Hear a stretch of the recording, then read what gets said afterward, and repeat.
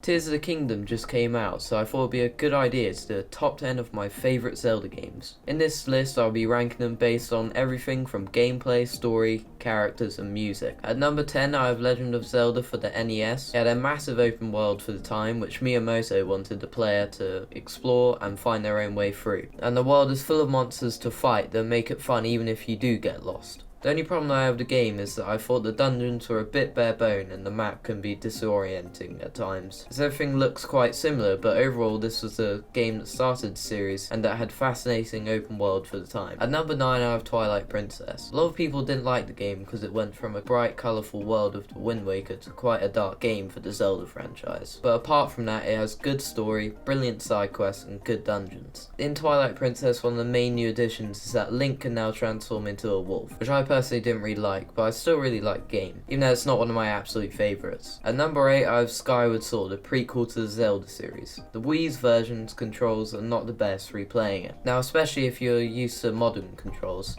with Link swinging his sword with the Wii remote and moving around with the nunchuck, but with the Switch HD release you can use some motion controls or just turn them off. Link and Zelda's relationship is closer than it ever has been. The dungeon design was very good. Music as well was very good, like Impa's Fate and Ballad of the Goddess, just to name some of them. Some criticism I have of the game is that its progression was very tightly guided. A lot of the quests were very repetitive, but I still think the Skyward Sword is a very good game and worth your time. At number 7 is Link's Awakening for the Game Boy. It's the first Zelda game that you could have a good experience whilst on the go. Its dungeons as well were very good with clever puzzles that really make you use your brain. Or you could do what I did and just search them up. And the story for Link's Awakening was very good as you uncover the mysteries of Koholint Island. I haven't played Link's Awakening Remake, but I think all the complaints have been fixed. The game is celebrating its 30th anniversary, so if you haven't already played it, no better time like the present. At number 6 is the Wind Waker for the GameCube. This game sparked a lot of controversy with long-time Zelda fans, because they were looking for something more serious.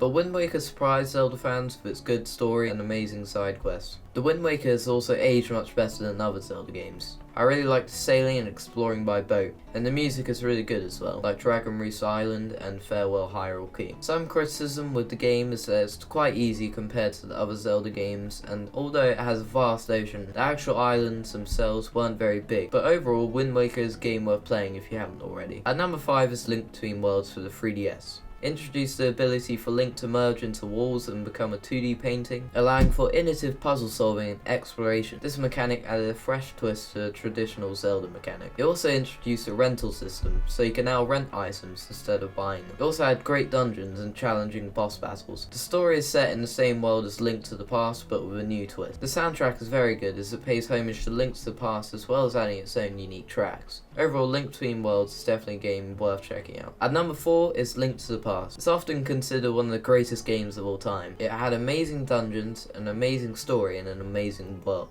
The concept of a dual world system was introduced where you could navigate between a light world and a dark world. It also has substantial replay value from its side quests and additional challenges. Link to the Past also established many of the series' core elements like the Master Sword and the hookshot. Overall, Link to the Past is one of the greatest games of all time, and one that will change the series forever. At number 3 is Majora's Mask, which is probably the darkest game in the series. The game introduced a 3-day time cycle, and if you go over the 3 days, everyone in Termina dies, including Link from a massive moon that's smiling the whole time, crashing down on the world. One of the biggest features in the game is the mask, that allow Link to transform into different creatures and races, allowing again for some pretty unique puzzles. The dungeons are challenging and complex, which really make you use your brain, although some of them were way too unfair and difficult even at the time it released. The story as well is very emotional as you are tasked with helping the people of Termina with their personal struggles and watch their stories unfold. Majora's Mask is also well known for its brilliant side quests and characters. The music is also very good. Literally everything about this game is good. And number 2 is Ocarina of Time. There's a massive open world that pushes the N64 to its limits, and a fascinating story where you travel through time to defeat Ganon. The dungeons as well are very good, apart from the Water Temple.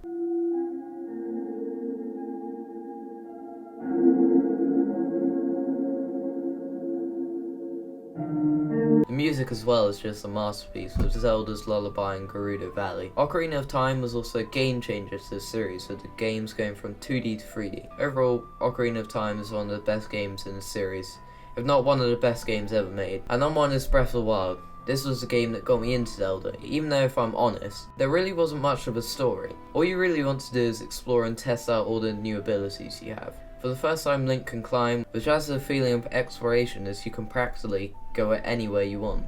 The majority of the shrine puzzles are very good, although some of them are a bit too similar. The game also has a certain replay value with the hours of content and freedom to explore. Overall, Breath of the Wild is one of my favourite games of all time. So that concludes my list of the top 10 Zelda games so far. I've been playing a lot of Tears of the Kingdom, and once I've finished it, it may well take a high place on this list. The new abilities really add a whole lot of depth to the foundation that Breath of the Wild laid all those years ago. But with that said, this has been Gaming Archives, and I'll see you in the next video.